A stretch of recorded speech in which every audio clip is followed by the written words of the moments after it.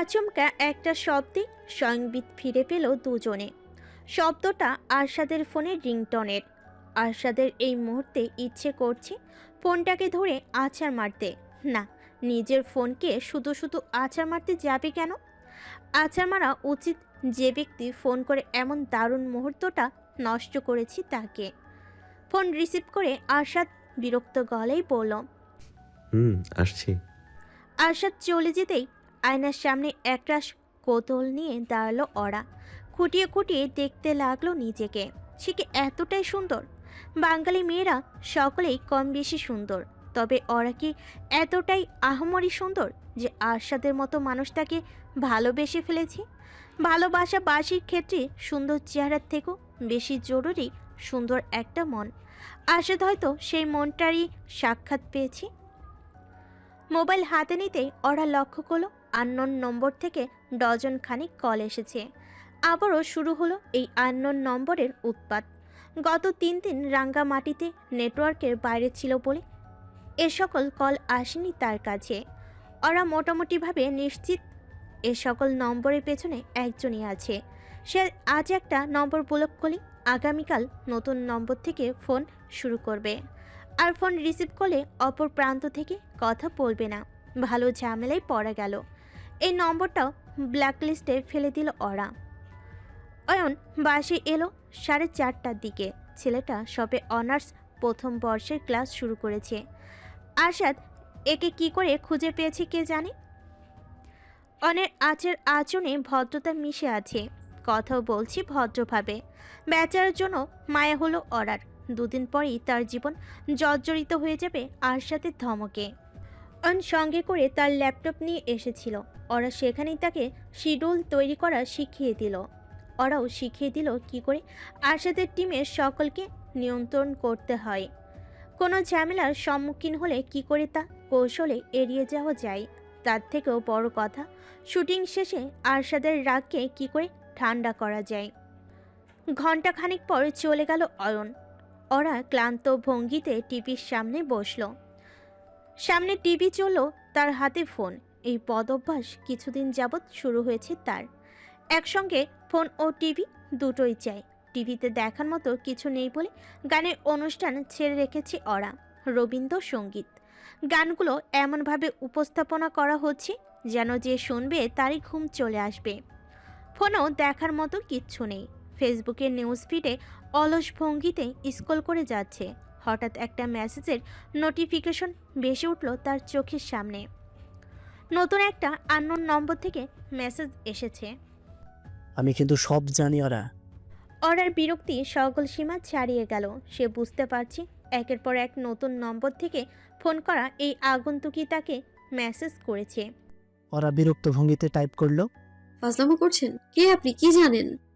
অপর প্রান্ত থেকে রিপ্লাই এলো। যা জানলে আপনার আর আরশাদে বিরাট ক্ষতি হয়ে যাবে। অর্ডার মস্তিষ্কে চিন্তা খেলে গেল। কে আছে এই নম্বরের পেছনে? তার উদ্দেশ্য কি? কি এমন কথা জানে সে যা জানলে তার এবং আরশাদের বিরাট ক্ষতি হয়ে যাবে? অর্ডার লিখল। কে আপনি? রিপ্লাই এলো। সব কথা মেসেজেই বলবো, পিক আপ দ্য কল। সঙ্গে সঙ্গে বেজে উঠল ফোনের রিংটন। মেসেজ প্রদানকারী নিজেই কল করেছে। এতদিন তো ওরা ফোন রিসিভ করার পর টু শব্দ পর্যন্ত করেনি, অথচ আজ আগ্রহ নিয়ে কথা বলতে চাইছে। রোবটের মতো একটা কণ্ঠস্বর বলে উঠল। আফরোজা ওরা নাকি ওরা হক, কোন নামে ডাকবো আপনাকে? মোটো বিচলিত হলো না ওরা। আজকাল অনেক মোবাইল অ্যাপে রয়েছে যা ব্যবহার করে নিজের কণ্ঠস্বর বিকৃত করে মোবাইলে কথা বলা যায়। নিজের পরিচয় গোপন রাখার জন্যই মানুষ মূলত এই নকল কণ্ঠস্বরের আশ্রয় নিয়ে থাকে। গলার স্বরটা রোবটের মতো হলো, বোঝা যাচ্ছে এর পেছনে রয়েছে একজন পুরুষ। ওরা থমথমে গলায় বলল। কে আপনি? নকল ভয়েসে কথা বলছেন কেন? অপর প্রান্তে থাকা ব্যক্তি আগ্রহ নিয়ে বলল। আমার আসলে ভয়েস শোনার এত তাড়া কেন আপনার? ওরা ক্রুদ্ধ স্বরে বলল। আপনি তাহলে 1 মাস ধরে আমার বিভিন্ন নাম্বার থেকে ফোন করে বিরক্ত করছেন। কি চান আপনি? যদি বলি আপনাকে? ওরা তেজি গলায় বলল। What rubbish! অপর প্রান্তের রোবট হাসি গলায় বলে উঠল। আরে আপনি দেখি রেগে যাচ্ছেন, ঠাট্টা করছিলাম। আমার চাওয়ার তেমন কিছুই নেই। তাহলে আমি বিরক্ত কেন করছেন? সেসব কথা পরে হবে, আগে বলুন আরশাদ হকের সঙ্গে কেমন চলছে আপনার সংসার? ওরা দাঁতে দাঁত চেপে পড়ল। তাতে আপনার কি? আমার সংসার কেমন চলছে তার উত্তর আপনার মতো আগন্তুককে দিতে হবে কেন? মিডিয়ার সামনে তো খুব সুখী দম্পতির অভিনয় করেন, হাতে হাত রেখে রেড কার্পেটে হাঁটা, জন্মদিনে নিজের হাতে কেক বানিয়ে সেই কেকের ছবি ফেসবুকে পোস্ট করা, হাউ রোমান্টিক। কিন্তু আসলে যে আপনাদের মধ্যে কোনো সম্পর্ক নেই, এটা কি সবাই জানে? ওরা কিছুটা ভরকে গিয়ে বলল। কি বলতে চাচ্ছেন আপনি?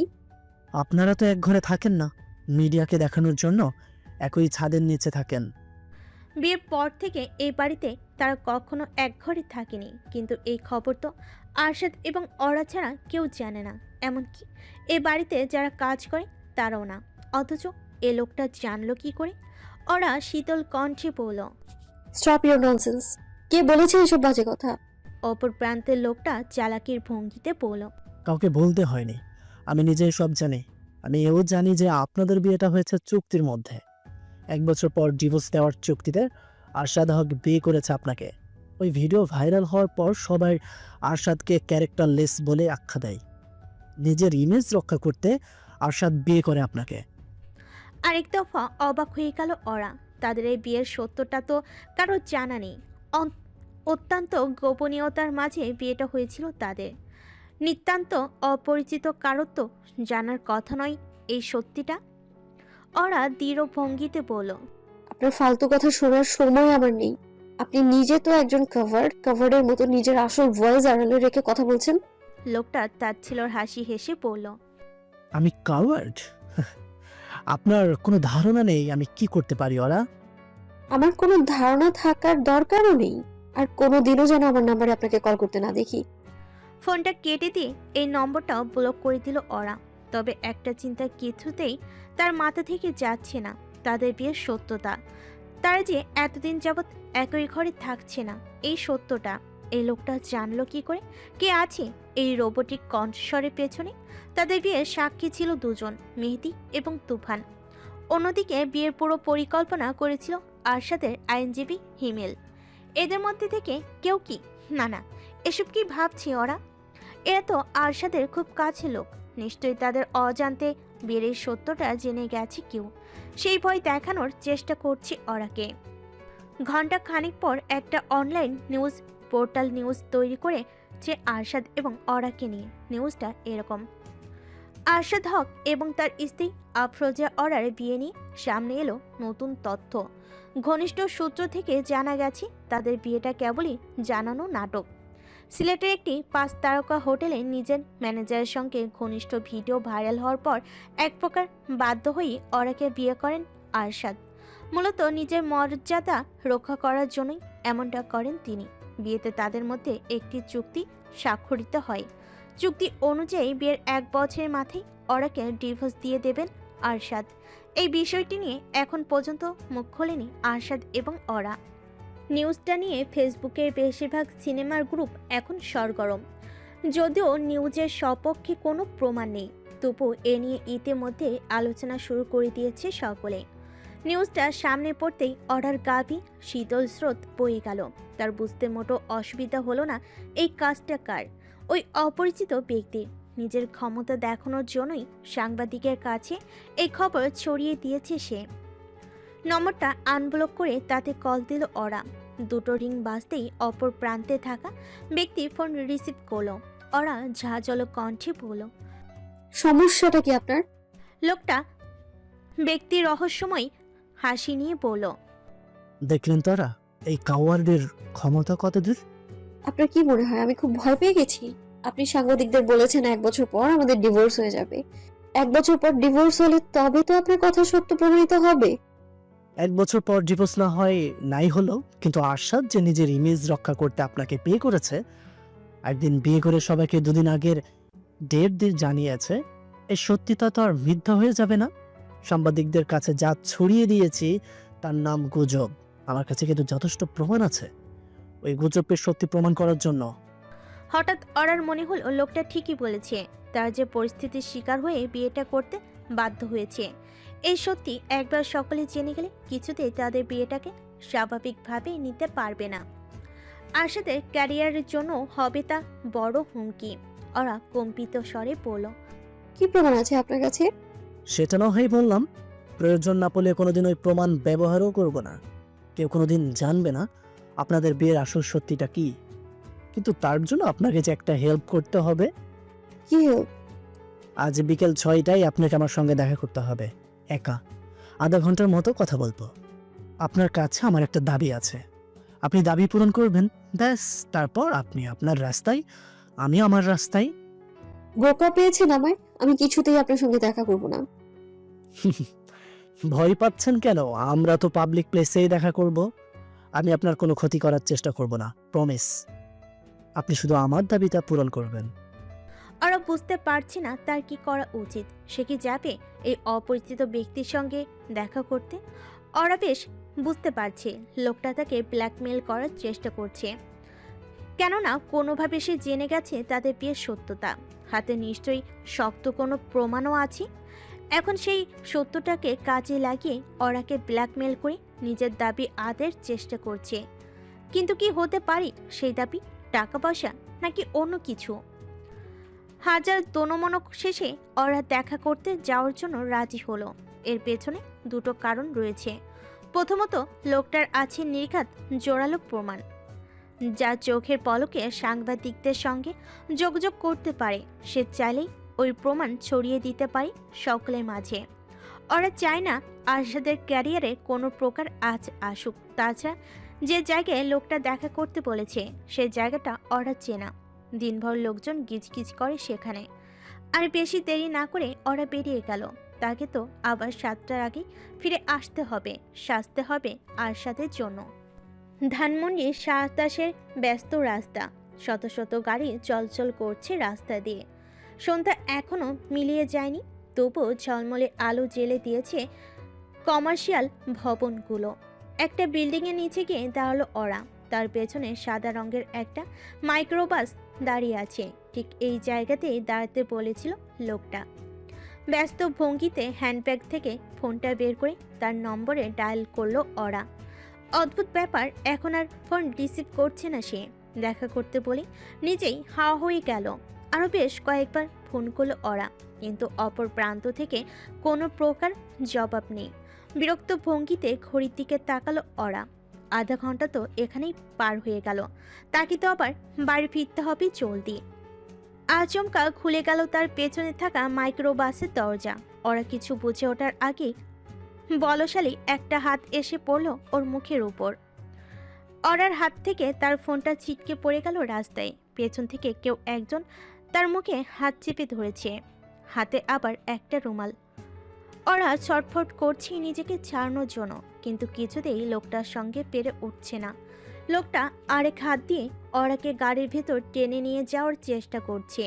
রাস্তায় থাকা মানুষজন নিজেদের ব্যস্ততা ভুলে এগিয়ে আসার চেষ্টা করলো, কিন্তু তার আগেই লোকটা ওরাকে মাইক্রোবাসে উঠিয়ে দরজা বন্ধ করে দিল।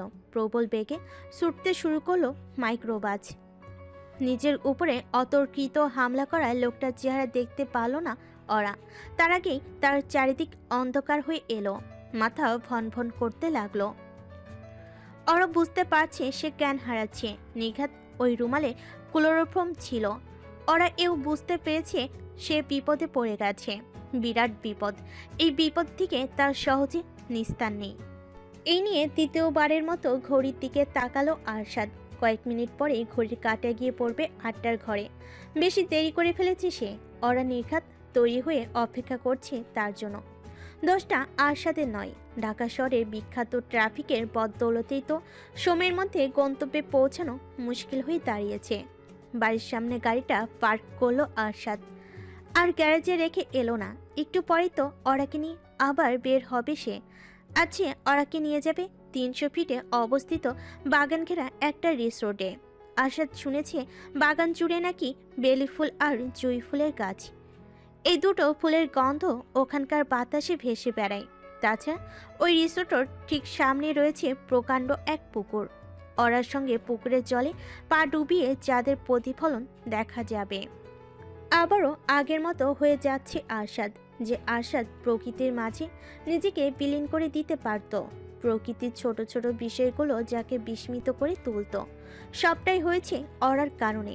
মেয়েটার কারণেই তো নতুন করে নিজেকে খুঁজে পেতে শিখেছে আরশাদ। গাড়ি থেকে নেমে দরজার কাছে গিয়ে কয়েকবার কলিং বেল চাপলো আরশাদ, অথচ ভেতর থেকে কোনো সারা শব্দই নেই। অন্য সময় হলে তো সেই কখন ছুটে এসে দরজা খুলে দিত অরা। আজ তার কি হলো? আরও কয়েকবার কলিং বেল চাপলো আরশাদ। ফলাফল শোনো। তেমন একটা বিচলিত বলে মনে হলো না আরশাদকে। হয়তো ওরা তৈরি হতে ব্যস্ত, তাই দরজা খুলতে দেরি হচ্ছে। অপেক্ষা না করে আরশাদ নিজেই লকের পাসওয়ার্ড চিপে দরজা খুলে নিল। বসার ঘরে টিভি চলছে। সোফার উপরে কুশনগুলো এলোমেলো হয়ে আছে। বোঝা যাচ্ছে এখানে বসেছিল, কিছুক্ষণ আগে উঠে গেছে। আরশাদ সিঁড়ি বেয়ে উঠে গেল দোতলায়। অরার ঘরে দরজা বন্ধ। একজন ভদ্রলোক কখনো একটা মেয়ের ঘরে নক না করে ঢোকে না, যতই সেই মেয়েটা তার স্ত্রী হোক না কেন। আরশাদ কয়েকবার দরজায় নক করলো, এবারও কোনো আওয়াজ আসছে না ভেতর থেকে।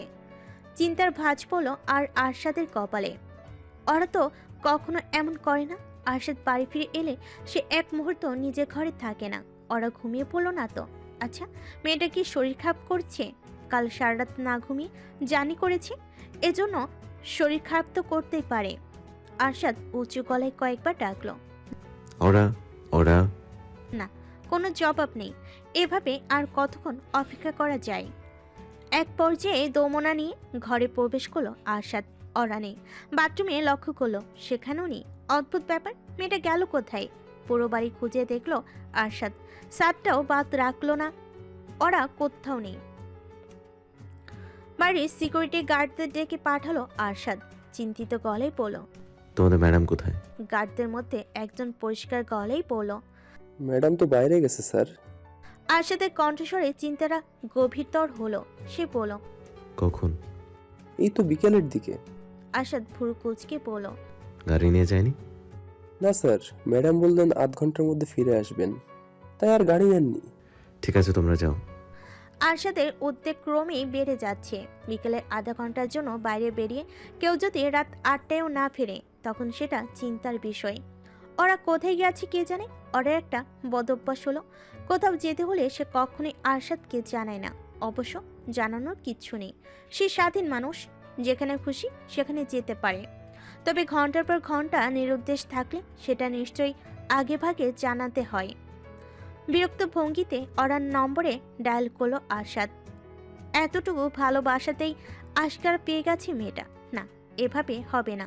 মেয়েটাকে আগের মতোই ধমকের উপর রাখতে হবে। দুটো রিং বাজতেই অপর প্রান্ত থেকে এক নারী কণ্ঠ বলে উঠল। আপনি যে নম্বরটিতে ডায়াল করেছেন তাতে এই মুহূর্তে সংযোগ প্রদান করা সম্ভব নয়। কিছুক্ষণ পর আবার চেষ্টা করুন।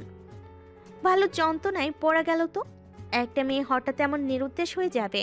আরশাদ বিচলিত হয়ে মস্তিষ্কের অক্সিজেন অপচয় করল না। ঠান্ডা মাথায় বসে চিন্তা করতে লাগলো। কোথায় যেতে পারে ওরা? কাজের খাতিরে কোথাও গেলে আরশাদের জানা থাকতো। পড়াশোনার খাতিরে কি কোথাও গেছে? হয়তো এমন হয়েছে আজ ক্লাসে জরুরি একটা নোট দিয়েছে, সেটা তাকে তুলতে হবে, তাই সীমার কাছে গেছে। হতেই পারে। আরশাদ ব্যস্ত ভঙ্গিমায় ফিরে গেল অরার ঘরে। ওরা যেমন গোছানো মেয়ে, তার কাছে নিশ্চয়ই জরুরি নম্বরগুলো আলাদা করে লিখে রাখার কথা। ওরার বিছানার পাশে সাইড টেবিলে একটা ডায়েরি পেল আরশাদ। তার ধারণাই সঠিক হলো। জরুরি নম্বর, গুরুত্বপূর্ণ তারিখ, সোশ্যাল মিডিয়া অ্যাকাউন্টসগুলোর পাসওয়ার্ড সব গুছিয়ে লিখে রেখেছে ওরা। এখানে সীমার নম্বর খুঁজে পেল আরশাদ। এক মুহূর্ত অপচয় না করে ডায়াল করলো সীমার নম্বরে। কয়েকবার রিং বাজতেই অপর প্রান্ত থেকে ফোনটা রিসিভ করে সীমা উৎফুল্ল ভঙ্গিতে বলল। আরশাদ ভাই কেমন আছে? আরশাদ জিজ্ঞাসু ভঙ্গিতে বলল। তুমি বুঝলে কিভাবে এটা আমার নাম্বার?